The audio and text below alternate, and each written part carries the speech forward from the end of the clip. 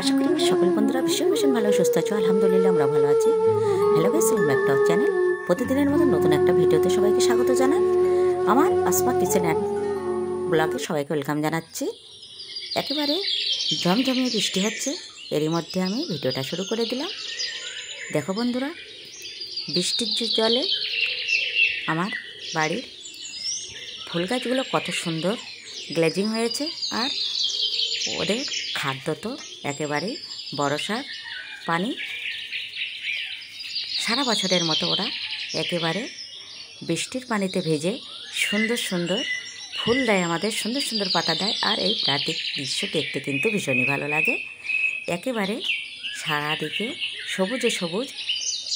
আমার মতো তোমাদেরও কিন্তু ভীষণই ভালো লাগে। ফুল গাছ তো সবারই পছন্দ, আর এই জন্য আমি বাড়িতে অনেকগুলো ফুল গাছ লাগিয়েছি এবং আমার ছাদ বাগানে অনেক অনেক ফুল গাছ আছে।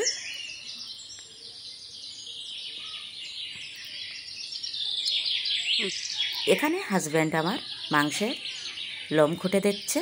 এখানে আজকে আবারও আনা হলো আমার রান্নাঘরে সেই খাসির মাথা। মাঝে মাঝে 2-3 মাস বাদে বাদে অল্প পরিমাণে মাংস আর একটা খাসির মাথা নিয়ে আসলেই কিন্তু আলু দিয়ে পাতলা ঝোল হয়ে যায়। আর ছেলের আবদারে আজকে কিন্তু আমি এখানে গোটা রসুনটাই দিয়েছি। প্রতিটা মাংসে দিতে বলে, কিন্তু আমার একেবারেই খেয়াল থাকে না। আজকে একেবারে গোটা রসুন দিয়ে খাসির এই মাংসের পাতলা ঝোলটা আমি বানিয়েছি। আমি কিভাবে বানিয়েছি তোমরা সম্পূর্ণ ভিডিওটা দেখতে থাকো। মাংস না হলে কিন্তু একেবারে এখনকার বাচ্চাদের চলেই না। আমাদের তো সবজি হলে আর কোনো কথা নেই, কিন্তু বাড়ির অন্যান্য সদস্যদের জন্য মাংস তো অবশ্যই লাগে। মাছটা একেবারেই পছন্দ করে না। আমার সবজি মাছ হলে হাজব্যান্ডেরও সেটাই হয়ে যায়। খাসির মাংসের যা দাম, একেবারেই তো কেনার মতন না। আমাদের মতো মানুষের একেবারেই খাওয়ার যোগ্য না। আমরা এখানে আমি আলুগুলো খুব ভালো করে কেটে ধুয়ে নিয়েছি।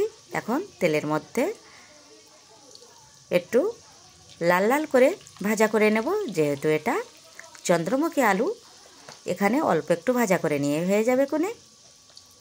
আর শেষে আমি ঝোলের মধ্যে দিয়ে দেবো এটা। আগে থেকে কষানোর কোনো প্রয়োজন নেই। তেলের মধ্যে আলুটা দিয়ে দিলাম স্বাদ মতো লবণ, পরিমাণ মতো হলুদ।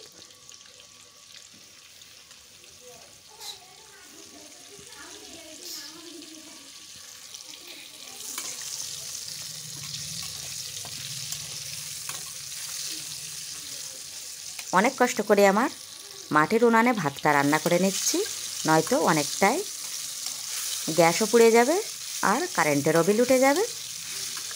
আর সবজিগুলো এভাবে ইন্ডাকশানেও করে নিচ্ছি, প্রেসারেও করে নিচ্ছি। আলুটা ওদিকে ফ্রাই হচ্ছে, আর এখানে আমি পেঁয়াজগুলো কেটে নিচ্ছি।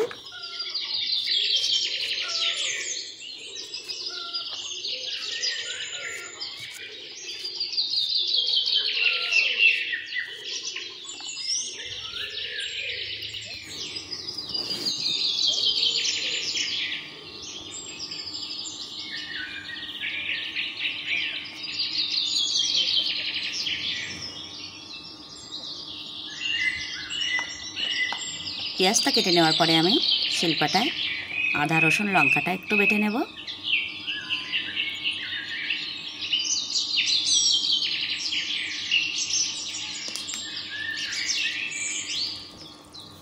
আলুটা ফ্রাই করার পরে আমি আবারও কড়াইতে তেল দিয়ে দিলাম। এখন কিন্তু আমাদের সাদা তেলেই রান্না হচ্ছে।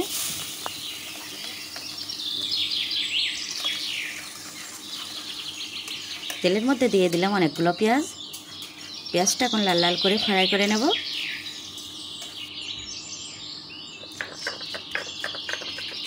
শিলপাটা বাটনাটা বেটে নিচ্ছি।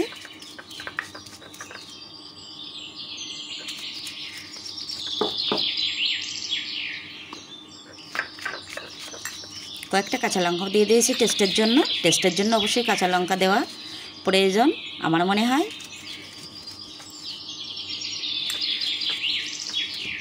এমনি বাটা মশলা দিলে টেস্টটা বেশি ভালো হয়, তার সঙ্গে তো গুঁড়ো মশলা অবশ্যই আছে।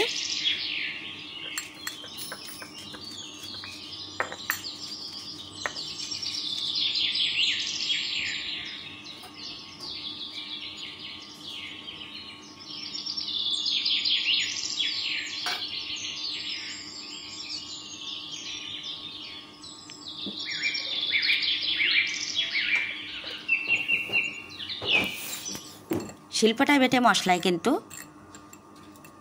কাঠের জালে মাটির উনানে রান্না করে টেস্টটা কিন্তু আরও দুর্দান্ত হতো, কিন্তু কিছু তো করার নেই, একেবারে কোনো রকমে ভাতটা বানিয়ে নিচ্ছে। পেঁয়াজটা একটু ভাজা ভাজা হয়ে গেলে বাটা মশলাটা অ্যাড করে দিলাম।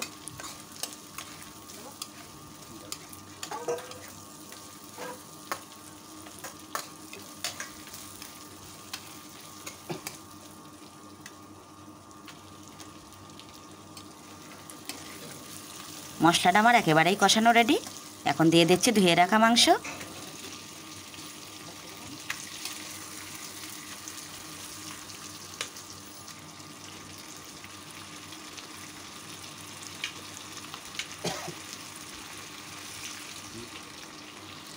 মাংসটা সিদ্ধ হতে কিন্তু আমার অনেকটাই সময় লাগবে, এই জন্য একটু একটু পানি দিয়ে আমি কষাতে থাকবো। দিয়ে দিচ্ছি স্বাদ মতো লবণ।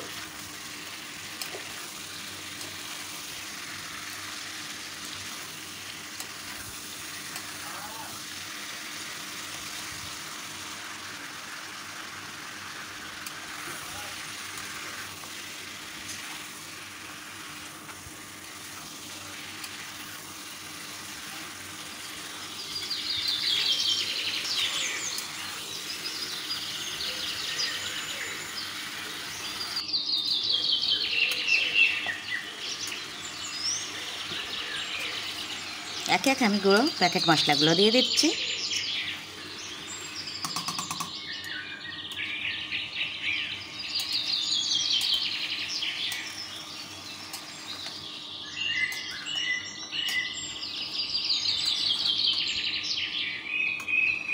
এখন দিয়ে দিচ্ছি সিদ্ধ করা সেই খাসির দিলটা, আর অ্যাড করে দিচ্ছি চর্বিগুলো।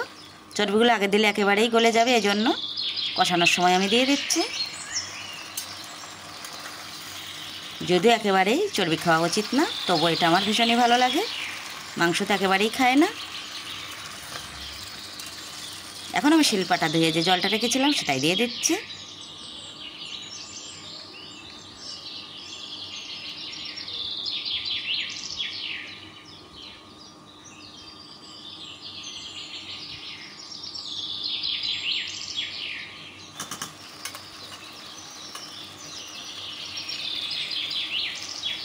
এখন দিয়ে দিচ্ছি আমি পরিমাণ মতো হলুদের গুঁড়ো।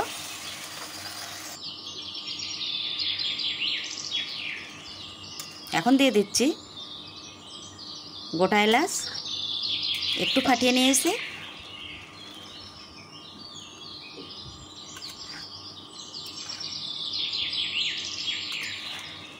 দেখতে দেখতে বন্ধুরা তোমাদের সঙ্গে তো পুরোটা শেয়ার করা যায় না, একেবারেই কিন্তু 1 ঘন্টা আমার কষানো হয়ে গেছে। এখন কালারটাও চেঞ্জ হয়ে আসছে।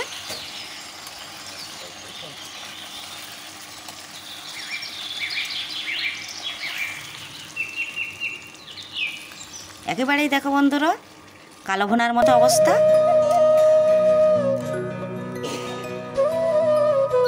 পরিমাণ মতো পানি দিয়ে আমি কিন্তু ঝোলটা দিয়ে দিলাম। আর ঝোলের মধ্যে এখন আমি আলুগুলো সাজিয়ে দিচ্ছি। যেহেতু চন্দ্রমুখী আলু, এই জন্য কষানোর সময় আর দেওয়ার প্রয়োজন হয়নি।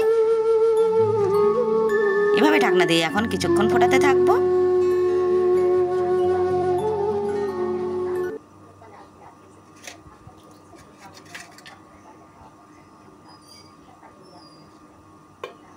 এই সময় কিন্তু আমি গোটা রসুনটাও দিয়ে দিলাম।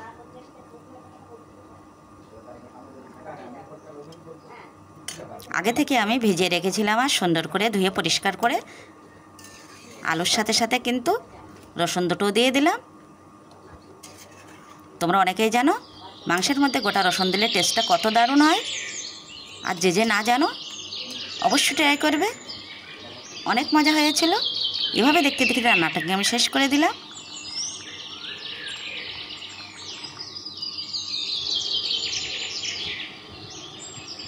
এখন গরমা গরম আমরা ভাত খেয়ে নিচ্ছি।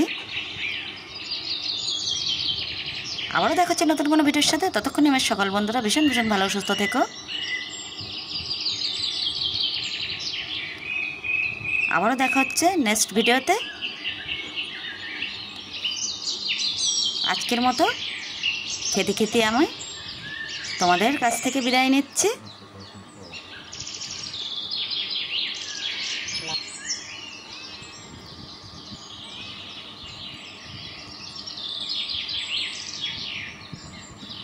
আল্লাহ হাফেজ।